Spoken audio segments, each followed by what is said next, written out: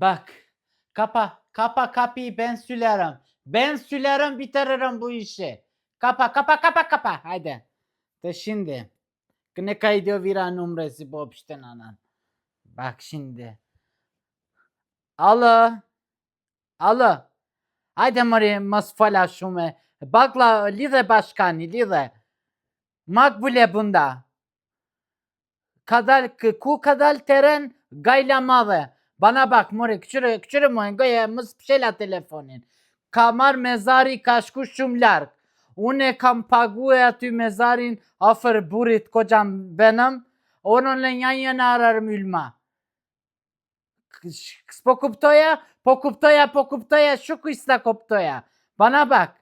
Mezari ben ararım cümün ben nerededir demunda yapası nerededir. Yok beni cütüresin tarlanın ortasına cütüresiniz. Baka biçedeni. Muz çüre me orada tü tayapi flokindor. Ake marveş. Zbona tu ne taş kame dizildiysa tü halkun adamlarıyla yan yana. Une kame hüp kocamın üstüne hem toka. Bitti. Haydi une povija taş poveşna, povija komunaya bak divara mişani. Bak abi çadani sen olmuşsun benimle Süleyman. Şka? Kapa povitaş komuna divararım.